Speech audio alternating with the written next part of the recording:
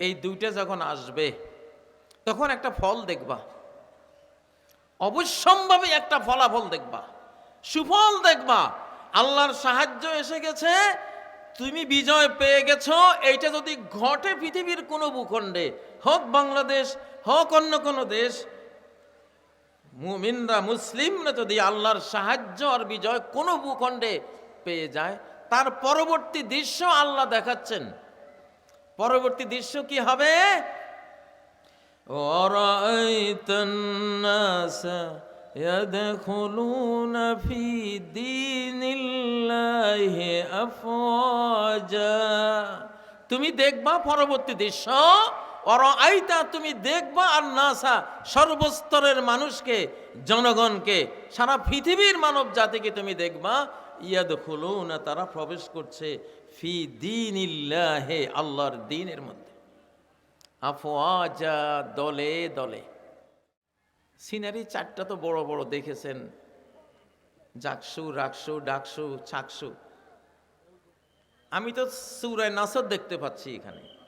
এখন সামনে যদি নির্বাচন হয়, ইনশাআল্লাহ তৃতীয় সিনারিও আপনারা দেখবেন, যে পরবর্তী ইজা জা নাসরুল্লাহ ওয়াল ফাতহের পরবর্তী সিনারিও অপেক্ষায় আছে ইনশাআল্লাহ, ফেব্রুয়ারিতে দেখবেন ইনশাআল্লাহ। এনসিপির আমাদের বন্ধুরা, ফলাফাইনগুলি ইসলামী দলের সাথে গেছেনি, দেখছেন নি? কে কে দেখছেন? আরে একটু কিয়া হাত নামাইতে কষ্ট লাগে মিয়াতে। যুদ্ধ না আপনারা আল্লাহর জন্য, এই বাংলাদেশের জন্য স্বাধীনতা যুদ্ধ করবেন না। আমার এখন একটা সংস্থা আমার আছে ব্যক্তিগত, এটার জন্য কোনো নিয়ম কানুন নেই। এটার নাম হলো সাবাস। সংস্থার নাম কি? সাবাস। সা মানি স্বাধীন, বা মানি বাংলাদেশ, দন্তস মানি সংঘ, স্বাধীন বাংলাদেশ সংঘ, সংক্ষেপে হলো সাবাস। আমরা হলাম সাবাস যোদ্ধা। এইবারে স্বাধীনতার যারা যুদ্ধ করবে তাদের নাম সাবাস যোদ্ধা, দুঃসাহসী যোদ্ধা, ঠিক নয় কি? লাইক উসমান হাদি, ঠিক না? লাইক আবু সাইদ, ইনশাআল্লাহ। সম্মানিত বেরাদারান ইসলাম, আমাদের এই যুগটা, বিশেষ করে 2024 পরবর্তী শতাব্দীটা, এটি পৃথিবীকে পবিত্র করার শতাব্দী, পৃথিবীকে পাপ মুক্ত করার শতাব্দী, শিরিক, কুফর, মুনাফিকি মুক্ত করার শতাব্দী। পৃথিবীকে ঈমান দিয়ে, ইসলাম দিয়ে, ইহসান দিয়ে আলোকিত এবং উজ্জ্বল করার শতাব্দী। আলহামদুলিল্লাহ, আমরা সবাই খুশি না? যেমন একটা শতাব্দী আমরা পেয়ে গেছি, আলহামদুলিল্লাহ। এখন যুগটা কোরআনের আয়াত দেখার যুগ, কোরআনের আয়াত দেখার যুগ। তাফসীর এবং ব্যাখ্যার পাশাপাশি এখন আয়াতগুলো দেখা যাবে, কোরআনের কোন আয়াত কিভাবে কোথায় কাজ করছে, সেই দৃশ্য আয়াতকে একেবারে স্বচক্ষে এখন আমরা দেখব। আমি আল্লাহর উপর তাওয়াক্কুল করে দেখি কয়টা আয়াত দেখিয়ে দিতে পারি কিনা আপনাদেরকে। যেহেতু আল্লাহ বলেছেন সানুরিহিম আয়াতিনা, শীঘ্রই আমি তাদেরকে, যারা কোরআন বিশ্বাস করে না, বিশেষ করে তাদেরকে, আর বিশ্বাস যারা করে তারা তো আছেই, তারা দেখবে, আমি সবাইকে আমার আয়াত আমি দেখাবো, শীঘ্রই আমি দেখাবো।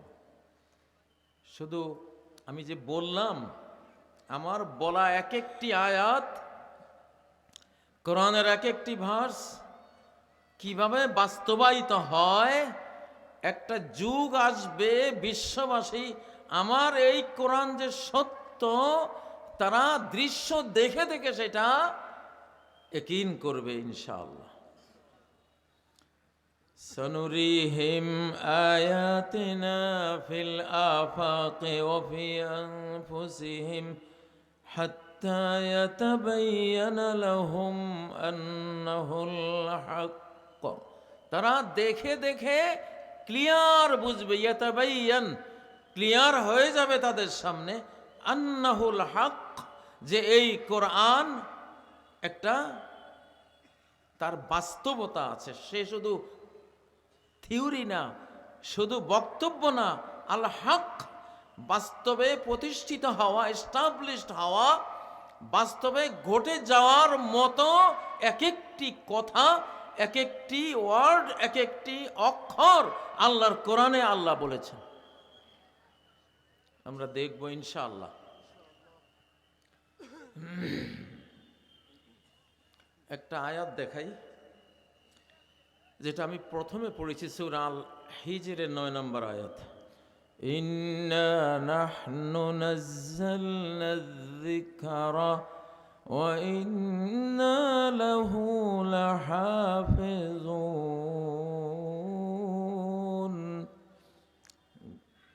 ইন্না নিশ্চয়ই, নিশ্চয়তা দিচ্ছি, কোনো ডাউট নাই, কোনো সন্দেহ করার কোনো অবকাশ নেই, নিশ্চিত কথা, ডাউটহীন, সন্দেহহীন, সন্দেহ মুক্ত কথা বলছে। নাজ্জালনা আমি একটু একটু করে কোরআন নাজিল করেছি, একসাথে নাজিল করিনি।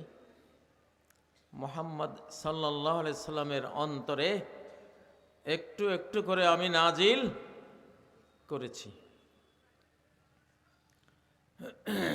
কোরআন নাজিল হয়েছে কিভাবে? লিখিত কোরআন আসে নাই, এটা হার্ড কপি আসে নাই, সফট কপি এসেছে কোরআন। একমাত্র কোরআন যেটা সফট কপি নাজিল হয়েছে, হার্ড কপি না। তাওরাত, জাবুর, ইনজিল, আসমানি সব কিতাব হার্ড কপি আসছে। তাওরাত একদম পাথরের ফলকে লিখিত অবস্থায় নাজিল হয়েছে, যেটা নিতে 1-2টা উট লাগে, অনেক ওজনী। জাবুরও সেরকম, ইনজিলও সেরকম, সহিফা ইব্রাহিম, সহিফা মূসা সব ওই রকম। একটা মাত্র আসমানি গ্রন্থ এসেছে সফট কপি, ইলেকট্রনিক কপি, নুরানি কপি, সফট কপি, সেটা হলো এই কোরআন। নবীজি সিনার কপি থেকে, সফট কপি থেকে এটা লিখে নিয়েছেন। এটা হলো এখান থেকে, এটা দ্বিতীয় কপি। ফার্স্ট কপি হলো কোথায়? নাযালাহু আলা কলবিকা বিইজনিল্লাহ, তিনি এটাকে নাজিল করেছেন আলা কলবিকা। কোথায়? অন্তরে। কোথায়? অন্তরে। সূরা বাকারা 98 নম্বর আয়াতে ক্লিয়ার করেছেন। আবার বাল হুয়া আয়াতুম বাইয়িনাত, এটা কতগুলো ক্লিয়ার ভার্সেস, সুস্পষ্ট আয়াত। কোথায়? কোন লিখিত ফলকে, পাথরে না। ফি সুদুরিল্লাযিনা উতুল ইলম, তাদের সিনায় যাদেরকে জ্ঞান দেয়া হয়েছে, এটা সিনায় নাজিল হয়। এই জন্য কোরআন কি শুধু এই লিখে কপি করে রাখার কিতাব, না সিনায় সংরক্ষণ করার কিতাব? কোথায়? কোথায় সংরক্ষণ করবেন কোরআনকে? কোথায়? এইখানে। কারা কারা রাজি আছেন? যে যা পারেন এইখানে সংরক্ষণ করবেন ইনশাআল্লাহ। আমার এখানে সবাই, ভাই আমি তো 36 দিনে কোরআন এখানে নিচ্ছি, আমার এখানে আমি প্রতি 7 দিনে খতম করি। আমি আপনাদেরকে বলি উৎসাহের জন্য, আমি বুড়া মানুষ যদি পারি, আপনারা মিয়া জওয়ানরা পারবেন না কেন? আর কোরআন পড়তে গেলে বুড়া জওয়ান হয়ে যায়, বার্ধক্য থাকে না। কোরআন তার সংরক্ষণকারীকে তার মতো তার জন্য কি লাগবে সেরকম বানাই নাই কোরআনে। সে আমাকে নিতে চাচ্ছে তার অন্তরে, তাহলে তার তো এখন বার্ধক্য আছে, এটাকে তারুণ্য দিতে হবে, কোরআন দিয়ে দেবে আপনাকে। আপনার স্মৃতি দুর্বল, কোরআন বুঝবে যে সে তো নিতে পারছে না, তার স্মৃতি দুর্বল, তাহলে স্মৃতি বাড়াইতে হবে। আপনি গবেট, কোরআন আপনাকে স্মার্ট ইন্টেলেকচুয়াল বুদ্ধিজীবী বানাই দিবে, ধী শক্তি সম্পন্ন বানাই দিবে। আপনি কেমন হইতে হবে কোরআন নিতে গেলে, তেমন আপনারে বানাবে এই কোরআনে। আচ্ছা, আল্লাহ যে বলছেন আমি এই কোরআনকে একটু একটু করে নাজিল করেছি, আর কি ওয়া ইন্না লাহু লাহাফিজুন, আমি তার হেফাজতকারী, আমি হেফাজত করব, আমি হেফাজত করব। আমার গোলামেরা আছে, আমার বন্ধুরা আছে, এমন মায়া দিয়ে দেব কোরআনের প্রতি, ও পাগল ফাড়া হয়ে আমার কোরআনটা বুকে নেবে, সিনায় নেবে। সুবহানাল্লাহ। আজকে বাংলাদেশে 25 লক্ষ হাফেজ, আরো কোটি হাফেজ পাইপলাইনে আছে। তাহলে আয়াতটি দেখা যায়, আল্লাহ যে বলছেন যে আমি রক্ষা করব, এটা যে রক্ষিত হয়েছে সিনা, সিনা সে যেখানে আসছে, কোরআন আসছে যেহেতু সিনায়, সিনার মধ্যে, আরে ভাই লিখিত অবস্থায় তো আছেই, তার চেয়ে বড় হলো সে যেখানে আসছে ওখানেই আল্লাহ হেফাজত করবেন। হেফাজতটা করেছেন কিনা দেখা যায় তো। কদিন পরে রমজান আসলে সারা বাংলাদেশে হাফেজের বন্যা বয়ে যাবে, দেখবেন প্রত্যেক মসজিদে হাফেজ, ঠিক না? শুধু যে আমি আমার কোরআনের অক্ষর আয়াতগুলি হেফাজত করব এটা তো না, কোরআনের সমাজটাও তৈরি করে আমি দেখাবো যে দেখ আমার কোরআন কিভাবে থিওরিক্যাল ভাবে সিনায় আছে, বাস্তব রূপে সমাজে, রাষ্ট্রে, বাংলাদেশে, পৃথিবীতে আছে, দেখামো তোমা করে ইনশাআল্লাহ। ইনশাআল্লাহ সানুরিহিম, আল্লাহ বলছেন যে আমি দেখাবো। ডাকসু এখন হলো কোরআনের মাদ্রাসা। ঢাকা বিশ্ববিদ্যালয়, চট্টগ্রাম বিশ্ববিদ্যালয়, জাহাঙ্গীরনগর বিশ্ববিদ্যালয়, এগুলি সব হলো, আপনি দেখবেন যে আল্লাহ যে বলছেন আমি দেখাবো আমার আয়াতগুলি কিভাবে বাস্তবে তোমার স্কুলে ঢুকে, কলেজে ঢুকে, ইউনিভার্সিটিতে ঢুকে, তোমার অফিসে ঢুকে, কিভাবে এটা সর্বত্র এটা যায় আমি দেখাবো। আপনারা দেখছেন তো ঢাকা বিশ্ববিদ্যালয় এখন তো বিশাল বড় একটা জামেউল উলুম, দারুল উলুম মাদ্রাসা। হ্যাঁ ও ভাইয়েরা, ইন্না নাহনু নাযালনা যিকরা, জিকির মানে লিখিত না, জিকির মানে এটা মানুষের মুখে, অন্তরে, ব্রেনে এটা উচ্চারিত হচ্ছে, সে জিকির করছে, জপছে, এটা জপমালা হয়ে জপ তপের বস্তু হয়ে সিনায়, মুখে, ব্রেইনে, অন্তরে এটা থেকে যাবে। সুবহানাল্লাহ। তো আসলেই তো ব্রিটিশরা যখন গোটা ভারতবর্ষ থেকে কোরআন সব তারা বাজেয়াপ্ত করে পুড়িয়ে দেবে সিদ্ধান্ত নিতে যাচ্ছিল, তখন তাদের এক বর্ষিয়ান পার্লামেন্টারিয়ান বলল, তোমরা সব বোকা, কোরআনের মূল কপি তো এটা না, মূল কপি হলো হাফেজ সাহেব। মূল কপি কোনটা? ইলেকট্রনিক কপি, সফট কপি কোনটা? প্রত্যেক হাফেজ আল কোরআনের একটা সফট কপি, এক কপি কোরআন, সে প্রত্যেক হাফেজ এক কপি কোরআন। আল্লাহ রাসূল এক কপি কোরআন ছিলেন। সূরা তালাকের 10-11 নম্বর আয়াতে ডাইরেক্ট রাসূলকে কোরআন বলেছেন আল্লাহ। সেটা হলো কি, قد أنزل الله إليكم ذكرا رسولا আল্লাহ তোমাদের প্রতি নাজিল করেছেন জিকির, কোরআন। জিকির মানে রাসূল, রাসূল নাজিল।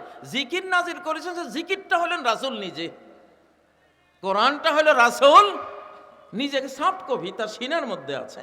আবার এটা বাস্তবায়িত হয়ে তার অঙ্গ প্রত্যঙ্গে তিনি কোরআনকে ধারণ করেছেন, তার চরিত্রে রূপান্তরিত করেছেন কোরআনকে। আমাদের বাংলাদেশে এখন সেই সময়টা আসছে কিনা? আমরা এক কপি কোরআন হব ইনশাআল্লাহ, এক কপি কোরআন হব এবং এক কপি কোরআনের বাস্তব রূপ হব। আমার কর্ম দেখলেই মানুষ যাতে বুঝে এক কপি কোরআন যাইতেছে। একটু একটু করে কারা চেষ্টা করবেন এক কপি কোরআন হওয়ার জন্য? এক কপি কোরআনের বাস্তব চরিত হওয়ার জন্য। প্রত্যেক সাহাবী এক কপি কোরআন ছিলেন, তার কর্মেও, তার জ্ঞানেও যেমন এক কপি কোরআন ছিলেন, কর্মেও কি ছিলেন? এক কপি কোরআন। বাংলাদেশের জনগণ যদি এক কপি করে কোরআন হয়ে যায়, বাংলাদেশের জনগণের অধিকাংশ মানুষ যদি হাফেজ হয়ে যায়, যে যা পারে হাফেজ হয়ে যায়, তাহলে তাদের সরকার যিনি আসবেন বিরাট মাপের হাফেজ একজন আসবে, বিরাট মাপের কোরআনের বিশেষজ্ঞ একজন আসবে, লাইক আবু বকর, লাইক ওমর ফারুক। কারণ ওই সমাজে সব ছিল কোরআনওয়ালা, এই জন্য তাদের মধ্যে কে সর্বশ্রেষ্ঠ কোরআনওয়ালা তারে আল্লাহ রাষ্ট্রপ্রধান বানাই দিয়েছেন। ঠিক না বে ঠিক? আগামী বাংলাদেশে আমরা তো দাবি করি যে আল্লাহ তুমি কোরআনের পার্লামেন্ট আমাদেরকে দাও, তো সেটার ওয়ে হলো এইটা যে আপনি আগে কোরআনের কপি হন। আপনি এই দেশের 51% মুসলিম যদি যে যা পারে কোরআন বুকে ধারণ করে, আগামী সংসদে যারা আসবে সব কোরআনওয়ালা আসবে ইনশাআল্লাহ। ও ভাইরা, তাইলে আমরা দেখতে পাচ্ছি আল্লাহর আয়াতগুলি কিভাবে বাস্তবায়ন হচ্ছে। রিপিট করি একটা বক্তব্য, দুই একটা মাহফিলে বলেছি। দেখুন সূরা আন-নাসরের মধ্যে আল্লাহ কি বললেন? ইজা জাআ নাসরুল্লাহি ওয়াল ফাত, যখন আসবে আল্লাহর সাহায্য। কার সাহায্য? সাহায্য কার? তাহলে বোঝা গেল সাহায্য যেই দিক থেকে আসুক সেটা আল্লাহ পাঠাইছে। কে পাঠাইছে? সাহায্য কার? নাকি আমেরিকার, নাকি ভারতের? এই তো আপনি কার সাহায্যে বিজয়ী হবেন, এইখানেই তো আগের বুঝটা আপনার লাগবে যে আমার সাহায্য করতে পারে কে। কে করতে পারেন? একমাত্র। এটা আরো আয়াতে ক্লিয়ার করেছেন, ওয়ামান নাসরু ইল্লা মিন ইনদিল্লাহ, সাহায্য আল্লাহ ছাড়া আর কারো কাছ থেকে আসতে পারে না। ঠিক না ঠিক? বাংলাদেশের জনগণের বোঝা উচিত, নেতাদেরও বোঝা উচিত যে আমি সাহায্যের জন্য কার কাছে হাত পাতব, মনটা পাতব। সাহায্যের জন্য যদি কেউ আল্লাহ ছাড়া কারো কাছে মন পেতে দেয়, তো শিরকে আকবার করলো। কি হলো? শিরকে আকবার। ওয়াইজাস্তাআনতা ফাস্তাইন বিল্লাহ, তুমি যদি সাহায্য চাও একমাত্র কার কাছে চাইবা? আল্লাহর কাছে চাইবা। কার কাছে? আল্লাহর কাছে চাইবা। তাইলে ইজা জাআ নাসরুল্লাহি, যখন আসবে আল্লাহর সাহায্য, ওয়াল ফাতহু এবং বিজয়, এই দুইটা যখন আসবে তখন একটা ফল দেখবা, অবশ্যম্ভাবী একটা ফলাফল দেখবা, সুফল দেখবা।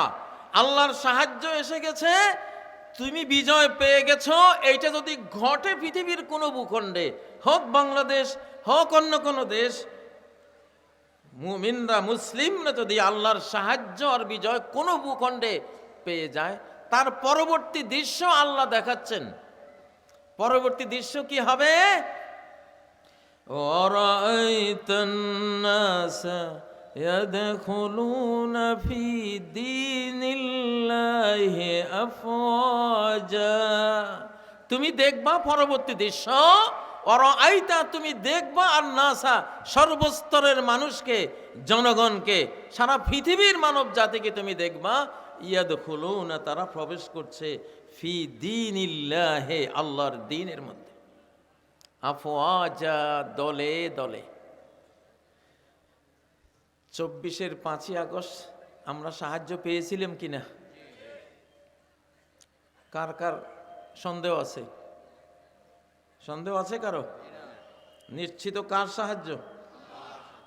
আল্লাহর সাহায্য আমরা পেয়েছি। নাহলে ছোট ছোট বাচ্চা কাচ্চা কিশোর যেসব পোলাফান, এদের দাবি ছিল না সরকার পতনের, আন্দোলন ছিলই না সরকার পতনের, ঠিক নয় কি?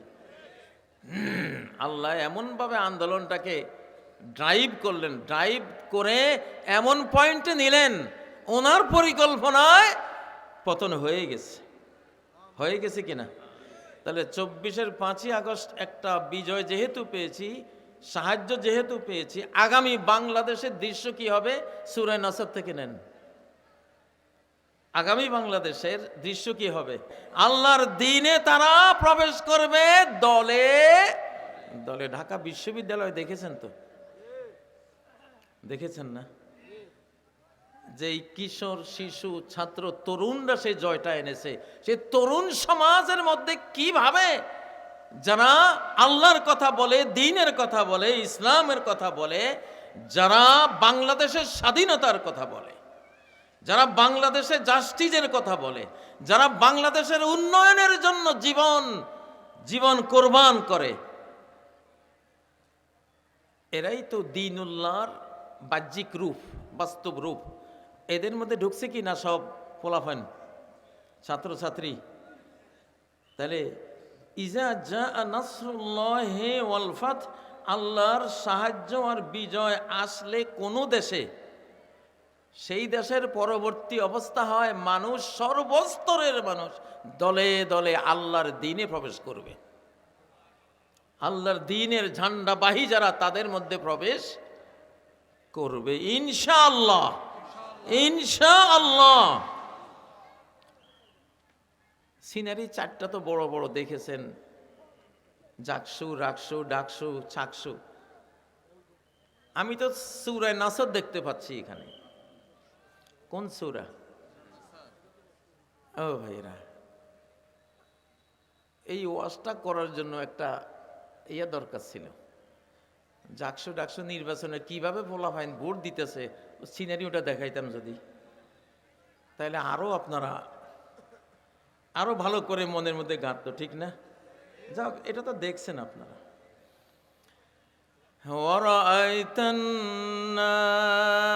তাহলে আল্লাহর সাহায্য আর বিজয়ের পরবর্তী দৃশ্য হবে সর্বস্তরের জনগণ ঢুকবে। হাদির জানাজায় দেখেছেন কিনা? দেখেছেন কিনা? কারা কারা দেখেছেন? একটা সাধারণ মৌলবী মুন্সি পরিবারের একটা ফোলা। আল্লাহু আকবার। বাংলার ইতিহাসের কোন রাজপুত্র এই সম্বর্ধনা, এই আন্তরিক, এই বোধ, এই মানবতা বোধ, এই সম্মাননা, এই ডিগ্রি, আল্লাহু আকবার, স্মরণকালে কেউ পাইছে বলে মনে হয় না, দেখি নাই আমরা, ঠিক না? তাহলে হাদির জানাজায় দেখছেন সর্বস্তরের মানুষ, ওখানে চেতনা ছিল।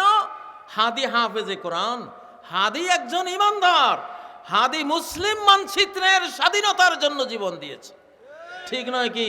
মুসলিম মানচিত্রে সে হার না মানা, স্বাধীনতার জন্য উজ্জীবিত জান কোরবান করা এক লড়াকু যোদ্ধা সে ছিল। আমাদের মানুষ ওইটাকে স্বাগত জানিয়েছে, দ্বীনুল্লাহকে সেখানে স্বাগত জানিয়েছে। দ্বীনুল্লাহর প্রথম কথাই হলো স্বাধীনতা।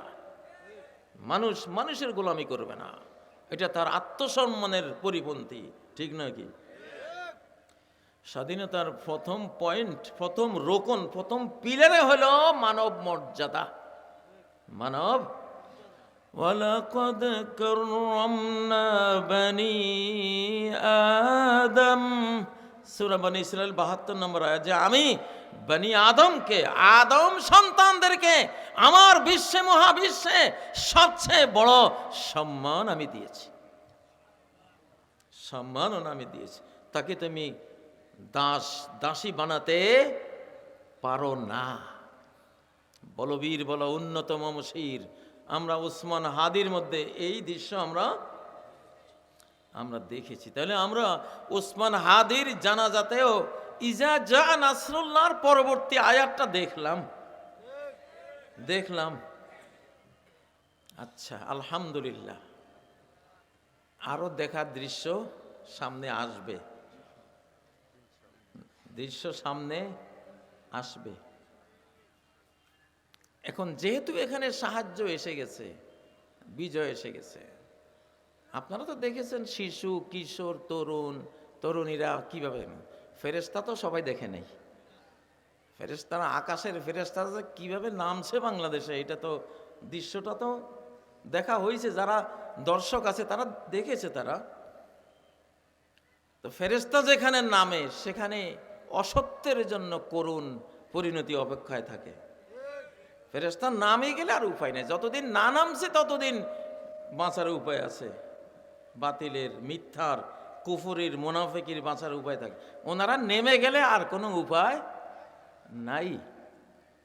আমি এই কথাগুলি চোখে দেখেই বলতেছি। কেন বলতেছি? বাংলাদেশের বিরুদ্ধে অনেক হুমকি দামকি আসতেছে। তো আমি একটা থ্রেড দিলাম এটা, যে এখানে অ্যাঞ্জেল ফোর্স, আকাশ বাহিনী অলরেডি নেমে গেছে, একেবারে রব্বুল আলামিনের খাস বাহিনী। আরে ভাই, আপনি দেখেন না, ফেরেশতারা যেখানে নামে সব রূহগুলিকে, আত্মাগুলি, মনগুলি ধরে টান দেয় তারা আল্লাহর হুকুমে। নাহলে হাদির জানা যায় এই কিয়ামত কিভাবে হয়। এখানে গোপন বাহিনী আছে না, আল্লাহর বাহিনী আছে না, কত কত হাজার হাজার যে আল্লাহর নুরানি ফেরেশতা ওখানে ছিল, যারা দেখার তারা দেখেছে ওখানে। তো সেই 15 ফিট 16 ফিট লম্বা লম্বা সে পুরা সাদা জুব্বা ড্রেস পরা নুরানি ফেরেশতারা কিভাবে ছিল সেটা তো ছিল।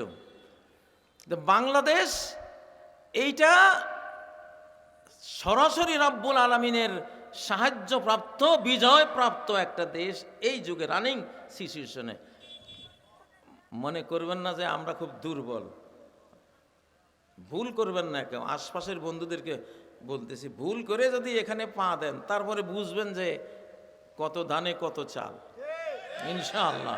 ঠিক না বে ঠিক? ভুল করেন না। وَرَأَيْتَ النَّاسَ يَدْخُلُونَ فِي دِينِ اللَّهِ أَفْوَاجًا। এখন সামনে যদি নির্বাচন হয় ইনশাআল্লাহ, তৃতীয় সিনারিও আপনারা দেখবেন, যে পরবর্তী ইজা জা নাসরুল্লাহ ওয়াল ফাতহের পরবর্তী সিনারিও অপেক্ষায় আছে ইনশাআল্লাহ। ফেব্রুয়ারিতে দেখবেন ইনশাআল্লাহ। কোনো ফকিন্নির ভূত এটা ঠেকাইতে পারবে না। হয়তো ফকিন্নির ভূত করলে হয়তো কেউ রাগ, আমি নিজেও তো ফকিন্নির ভূত। আমরা সবাই কার ফকির? আল্লাহর ফকির। আমি ফকির, বাবাও ফকির, মাও তো কি ফকির। নি তো ফকিন্নির ভূত, এটা তো হলো সম্মাননা। এটা কি? আকরামা মা তাকুনু আলাইহি আফকারা মা তাকুনু ইলাইহি। শাহানশাহ রব্বুল আলামিন, অভাবহীন, বেনিয়াজ। তুমি তার সামনে যত ফকির হবা, ফকিরি করবা, যত বড় কাঙ্গাল, ভিখারি, ভিক্ষুক হইবা, তত বড় অনারেবল, তত বড় সম্মানিত হইবা তুমি।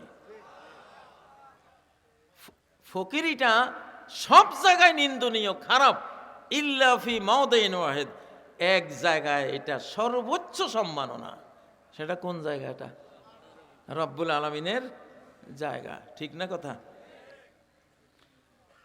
হ্যাঁ, আমাদের নবীজিকে আল্লাহর পক্ষ থেকে ফেরেশতার মাধ্যমে প্রস্তাব পাঠানো হয়েছিল, ইয়া মুহাম্মদ আমালিকান রাসূলান আন আবদান রাসূলা, আপনি কি বাদশা রাসূল হবেন না আপনি একজন আল্লাহর দাস রাসূল হবেন?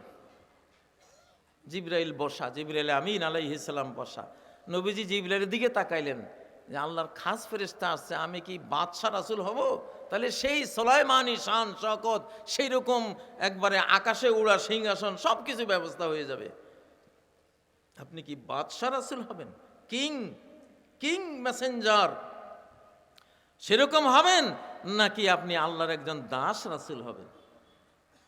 তো জিবরাইলের দিকে তাকাবার পরে জিবরাইল আলাইহিস সালাম নবীজিকে ইশারা দিলেন, আপনি ছোট হয়ে যান আল্লাহর সামনে, আপনি আল্লাহর সামনে একেবারে নিজেরে দাস বানাই দেন, দাস বানাই দেন, এটাই রাজত্ব। আল্লাহু আকবার। তখন নবীজি বললেন ওই ফেরেশতারে যিনি আসছেন আকাশ থেকে এখন মাত্র, ওনারে বললেন বাল আবদান রাসূলা, আমি আল্লাহর দাস রাসূল হব। আল্লাহু আকবার। ওই যে উনি নিজেকে বিনয়ী করে ছোট করে আল্লাহর কিবরিয়া, তার জালালের সামনে, তার কুদরতের সামনে নিজেকে বিলীন করে দিলেন, আল্লাহ ওনারে দোজাহানের বাদশা বানাই দিলেন। তো এইটা বলা আবদান রাসূলা। ওই দিন থেকে নবীজি কানা ইয়াকুলু আলাল আরদি ওয়া ইয়াজলিসু আলাল আরদি ওয়া ইয়াসজুদু আলাল আরদ। সেই দিন থেকে, ওই ঘটনার দিন থেকে নবীজি মাটিতে বসে খেতেন, মাটিতে সেজদা দিতেন এবং কি করতেন, মাটির উপরে বসতেন। সরাসরি মাটির মানুষ মাটির উপরে বসতেন।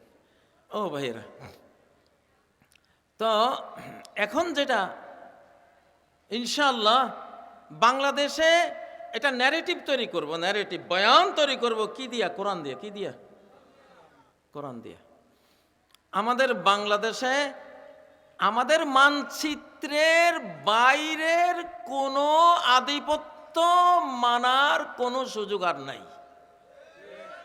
এই মানচিত্রের বাইরের কোনো আধিপত্য মানার কোনো সুযোগ নাই। জ্বালিয়ে পুড়িয়ে ছাই ভস্ম করে দেওয়া হয়েছে, এটার অস্তিত্বই আর নাই।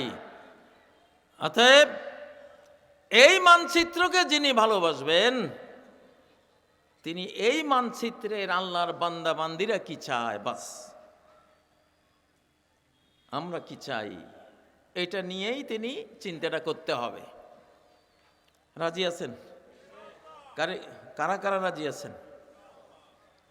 আমরা স্বাধীন, আমরা সম্মান চাই, মর্যাদা চাই, আমরা কারো দাসী হতে চাই না।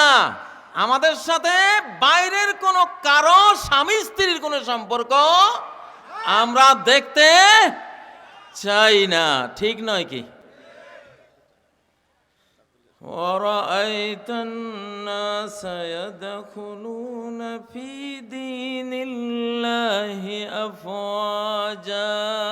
এই যে বাংলাদেশে যে সাহায্যটা আর বিজয়টা আসলো, আপনারা এতক্ষণ যেটা আমার থেকে শুনলেন, এইটুকুর ফলাফল সামারি সারাংশ কি? যে বাংলাদেশে আগামী সিনারিওগুলো সূরা নাসরের প্রথম আয়াত, এইটার পরবর্তী দ্বিতীয় আয়াতের সিনারিটা খালি দলে দলে দলে মানুষ ইসলামে আসবে। কেমন? এনসিপির আমাদের বন্ধুরা ফলাফাইনগুলি ইসলামী দলের সাথে গেছেনি, দেখছেন নি? কে কে দেখছেন? আরে একটু কিয়া হাত নামাইতে কষ্ট লাগে মিয়া। তাই যুদ্ধ না, আপনারা আল্লাহর জন্য এই বাংলাদেশের জন্য স্বাধীনতা যুদ্ধ করবেন না। আমার এখন একটা সংস্থা আমার আছে ব্যক্তিগত, এটার জন্য কোনো নিয়ম কানুন নেই। এটার নাম হলো সাবাস। সংস্থার নাম কি? সাবাস। সা মানি স্বাধীন, বা মানি বাংলাদেশ, দন্তস মানি সংঘ, স্বাধীন বাংলাদেশ সংঘ, সংক্ষেপে হলো সাবাস। আমরা হলাম সাবাস যোদ্ধা।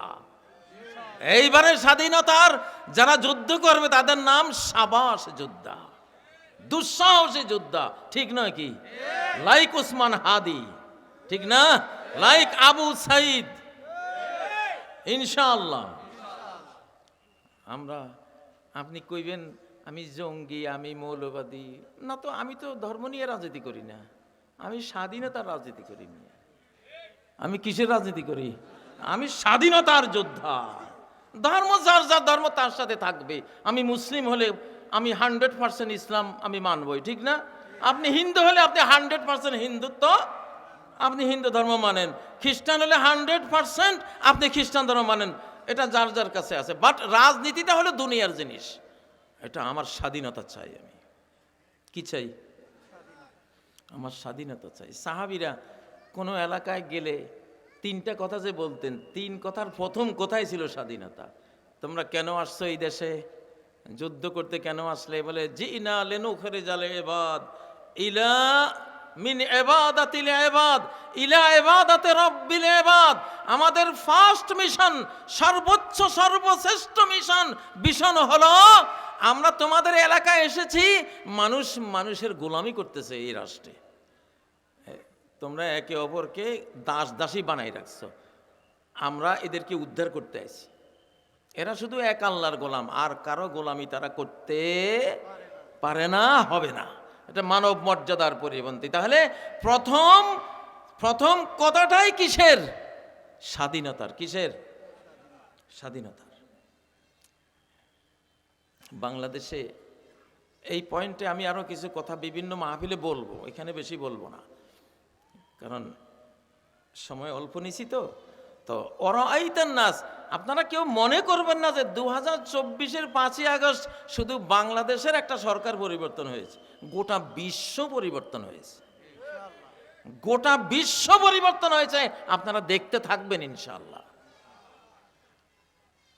কোন মুসলিম দেশে এই যে এখন ভোটার হয়েছে প্রায় 40-45% সব তরুণ, আমাদের যুবক।